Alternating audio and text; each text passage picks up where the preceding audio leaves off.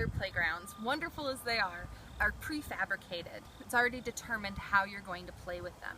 Whereas the nature playscape, we want kids to be able to imagine, to pretend, and to discover things all on their own without adults there to tell them how to play.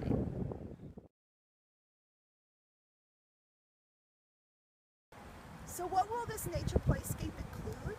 Well, there'll definitely be a groundhog digging area. So you can dig a hole like a groundhog or be a spider or whatever in that ground. And we'll also have a big giant tree to climb on. So not a fake tree, but a real one with branches and bark and holes to go into. We also will have a fort slash clubhouse slash magic room, whatever you want it to be, but it'll be in vertical logs that will be positioned so you can make whatever structure you and your friends want it to be.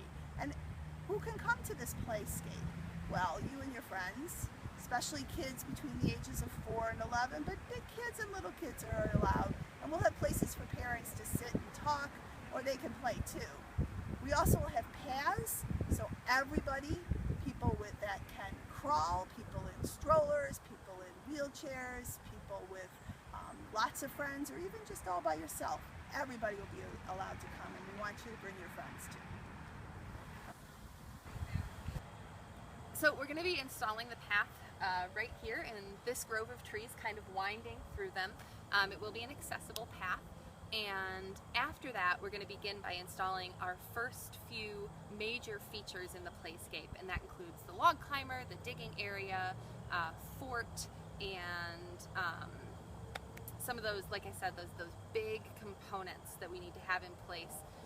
After that, though, it'll mostly depend on how much money we're able to raise to go towards the playscape, what some of the smaller features are going to be that we get in.